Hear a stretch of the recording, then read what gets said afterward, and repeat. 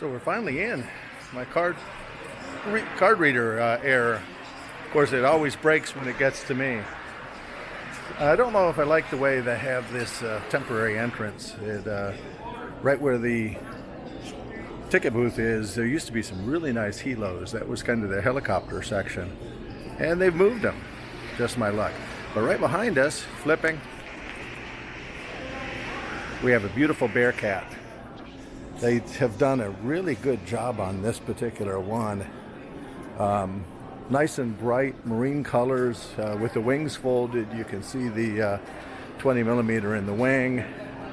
A dummy torpedo mounted. Really, and I said Bearcat, Sky Raider. Douglas AD4 Sky Raider.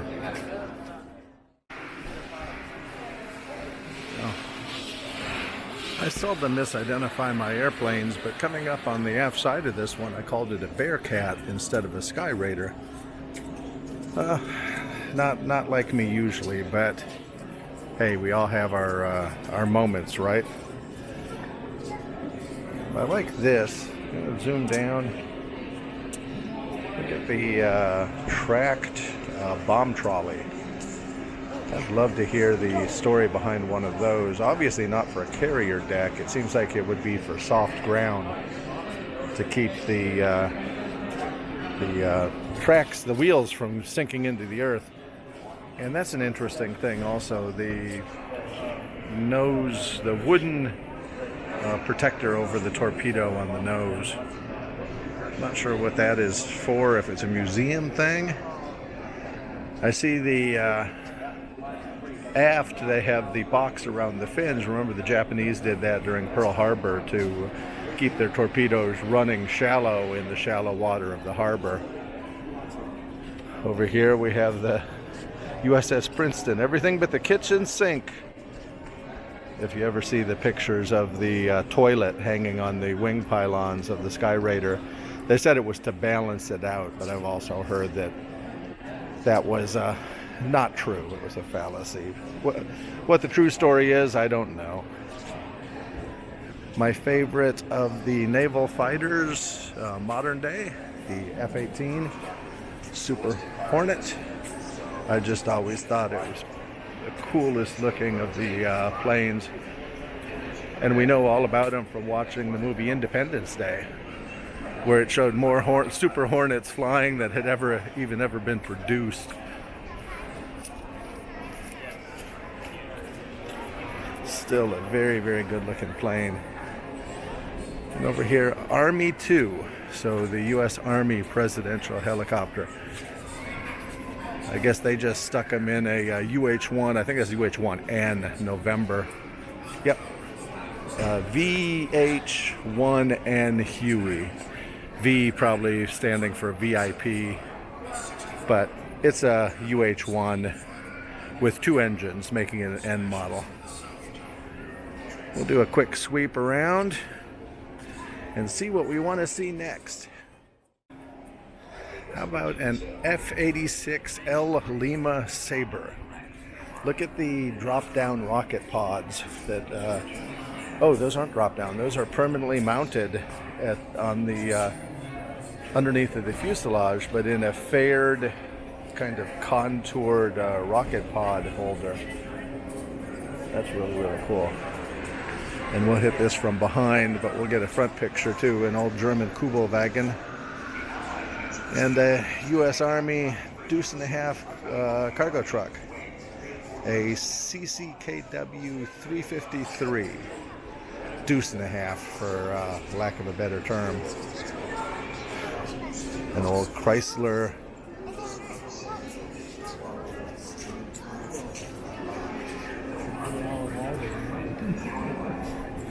And the beautiful P-51 done in Tuskegee Airmen colors. Got the red tail going on. You can see it back there, the red tail. Captain Leon Roberts, Tuskegee Airmen. And the Kingfisher. I'm not sure if this is one of the Kingfishers off the battleship, but it is in here now. And it's worth noting the shape of the pontoon on the bottom. Remember, the old monogram kit had a very rounded pontoon instead of this flat look to it. The dimensions were all wrong. So when I build it, I actually have a resin replacement for that pontoon. I got to get hot on that and build my Kingfisher. Entering this temporary exhibit back here, our heroes, the Great War. I think they did this during the anniversary of World War I.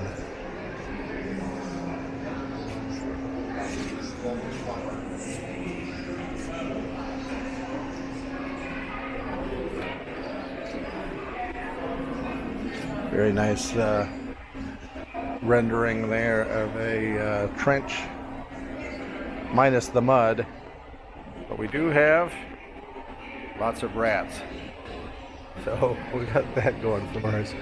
The doughboy here, and the German in his gas mask over here. Well done exhibit.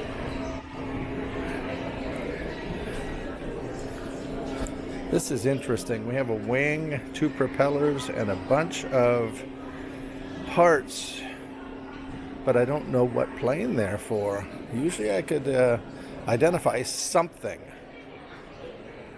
but some part of a restoration going on. A World War I nurse. Again, remembering the Great War. And a mannequin up here of a paratrooper, World War II, D-Day. This would go very nicely with the C-47 Skytrain outside, the one that they had the overspray. And there's more parts. We have engine mounts, 1 and 2. All kinds of panels. Oh, I bet I know what these are going to. I bet this is for the Grumman Goose over there. We'll take a look at that now. This Grumman Goose up here is what I was saying. I'm betting all those repair parts and panels and everything are for, because it is kind of wrapped up, and you can see it's missing its wings, it's missing its engine and its engine mounts. So this is definitely what those panels are destined for. Even the aluminum is the same color. You can see that it had the same original primer paint on it right here, and then it was stripped. So this will be a beautiful addition to the museum. What's this? An A7, right? Anybody want to correct me on that? Are we looking at a Crusader or a Corsair? I can never tell the difference. I'll be the first person to admit it. I should be able to, after as many years of looking at these as I have, and building models of the same thing. So it is a Crusader. I got it right. Over here, the Skyhawk. Look how tiny the Skyhawk is compared to the Crusader. And a beautiful, down below it, a beautiful Army mule. This one's done right. This must be the one I was thinking of when I was at Patriots Point. This one has the basket on the front for the driver's seat, the control column, and the original seat. This Army mule is 100%. That one looks really, really good. I wish they were able to do a trade, something at Patriots Point, and get their mule fixed up. And look at the handles up here to pull off the intake covers on the Skyhawk. Great for the modelers. Anybody who wants to model something like that, that would make it realistic. and a quick Vietnam section. I really like the fact that they've done a gun truck. They have a gun truck and a PBR, and we can enter and look at them both from above. Kind of. We'll see. That's one problem with this museum, and it's not a great problem. Let's look at the PBR first. We got the gun tub going on with the spotlights on its 50s. We got the mast with its lights, and we have the radar dome up there. Remember we talked about it at Patriots Point. In a combat situation, they would unscrew that dome and take it down and mount another M60 up there, and then somebody would basically lay on the canvas top to fire that M60. It gave them the highest vantage point of the boat, so they were able to fire out over the rice paddies. And I guess the strength members,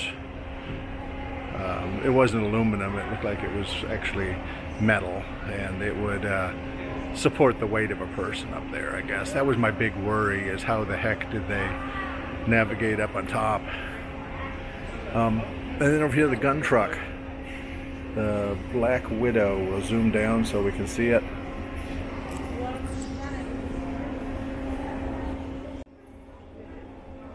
The gun truck. Vietnam gun truck. The Black Widow. Love the paint job. And look what's arming this bad boy. We have twin 50s, one port, one starboard, and aft back here we have a GE minigun. So this thing was a beast. Nothing messed with this. I've always had this poor A6 Intruder, which is a beautiful bird, and it's always been stuffed back here into this corner of the museum. It never given it the proper space that it needs to be exhibited. Probably because they have so much going on in this particular aircraft exhibition. Remember what I mentioned about before Katrina and after. So we're going to zoom in. Before, look at after. Remember I told you this whole pavilion filled up with water? Look at that. I think that's what happened to that panther out there. I think it was annihilated during Katrina. I was here right after Katrina, and the poor SR-71 was really messed up. Well, Katrina actually really hurt this museum. We all have our favorite battleships, and although I like the Alabama, I have to say the North Carolina has always been my favorite. DD-55.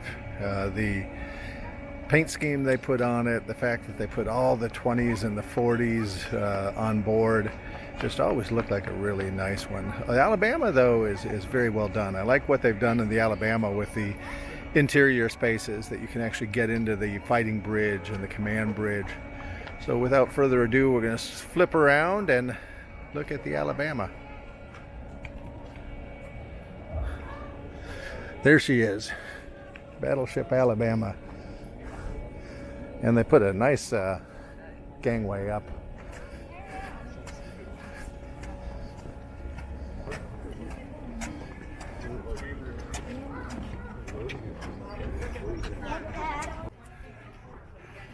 Super crowded on the Alabama today. I like that though. Any crowded museum is doing their job.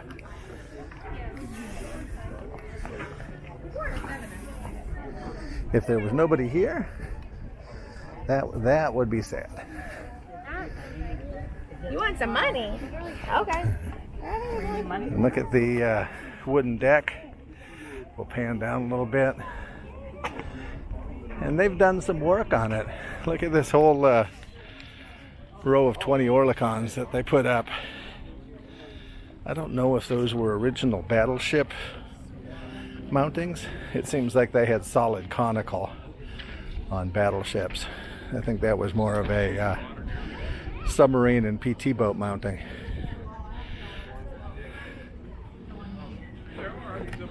But they did do a good job. If only they had their ammo cans. But beggars and choosers, right? And back aft to the crane and where the catapults were for the Kingfishers. Here's the base of the port catapult. You can see it's removed. The starboard catapult, although, is still in position. They've taken the Kingfisher down, so that Kingfisher that we looked at in the museum exhibition hall was the actual Kingfisher from this, used to be resting on this catapult. So they've taken that down.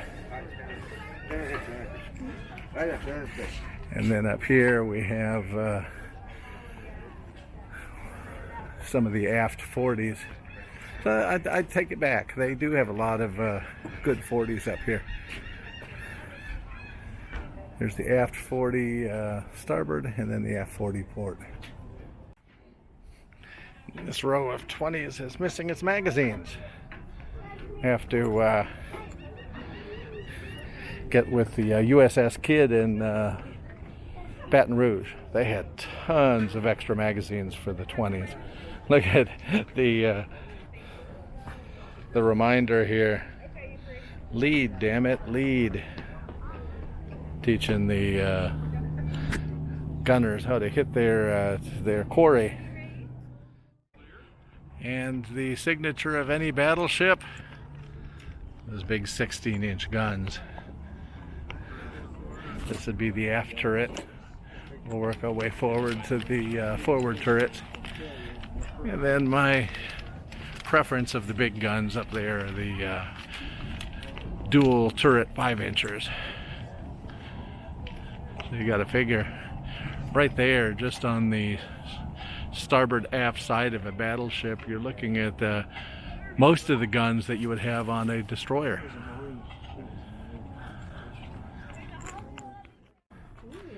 More 20s. These actually have their magazines, and unlike having the electronic reflex sight, they have actually put the old style ring sights on here. So very nice. Good job, guys. Alright, this side of 20s has the electronic reflex sights on them. So on the other side we saw the old-fashioned ring sights. This one, on the other hand, has the newer electronic reflex sights on them.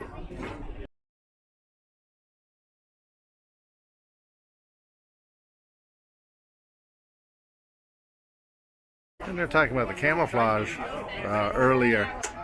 So here's our 1942 was the measure 12, ocean gray, and then irregular blue. Measure 22, the graded system, upper superstructure is gray and then blue on the bottom. And then we went to measure 21, navy blue, back to measure 2, and then measure 13, all haze gray in post-war. So there's our pictures of the camouflage. So we're going to walk forward. We're going to try to walk all the way forward on the port side. See if we can do this. The starboard side is being refurbed, so it is shut off. There's a tent, basically painting shrouds covering the entire starboard side. We wouldn't be able to do this on the starboard right now. I'll take a quick pan over so we can look at the aircraft pavilion, the gift shop, the parking lot, and then the exterior aircraft and armor fighting vehicles that we've already looked at.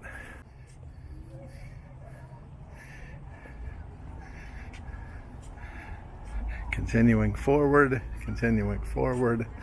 We'll see how far we can get before they have us blocked off. Looks like we can get to this row of 20s, and we can at least see the very forward turret.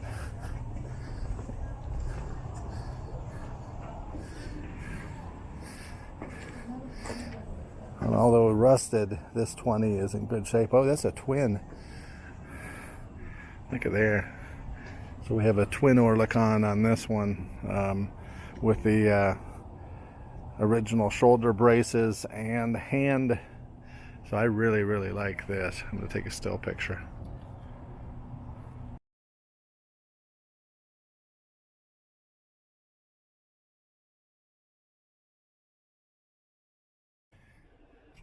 And because I'm a rebel, we're going backwards. The tour was actually entering aft and going forward. I'm going this way, entering this way and working my way aft. So, nice set of 40s there. Dual twin 40s, so a quad 40mm mount with the nice old ring sights on them. 2 thumbs up. Take back what I said about them not having the proper armament on board. They've actually done a pretty good job. I don't think that's an original air conditioner for the ship. 5-inch, dual 5-inch guns, and another dual 5-inch gun thread up there.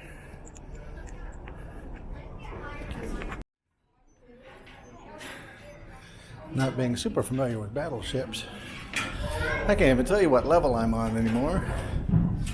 As you can tell by my heavy breathing now, it's going up a lot of ladderways. So, we have a gun director, the top of a 5-inch dual turret.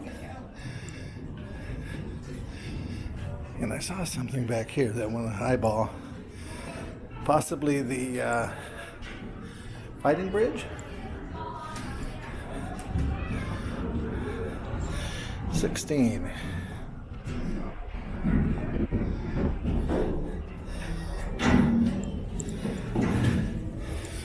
Give me.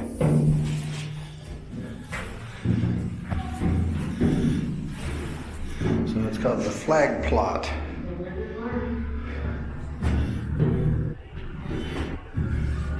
Navigation bridge.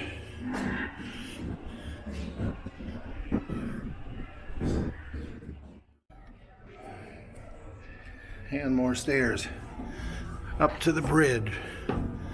It sounds like I'm panting because I'm out of shape.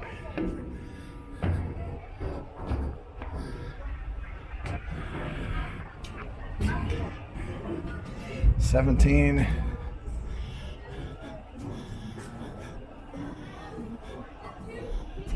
Oh. Doors open.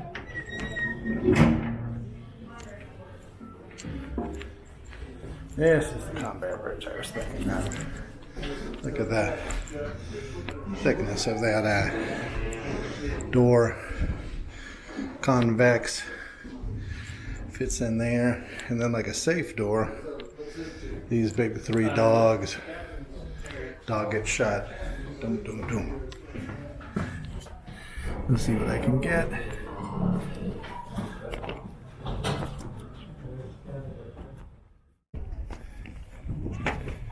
So there it was, USS Alabama. And I take back all the bad stuff I said about it, about the weaponry. Maybe it was just being refurbed last time I was here, but yeah, they had tons of 40s. The 20s were in great shape. They had both ring and reflex mounts. The only reason I really like the North Carolina, well, the history of it, and that it's still in its early war camouflage. I'm partial to the BB-55 camouflage job.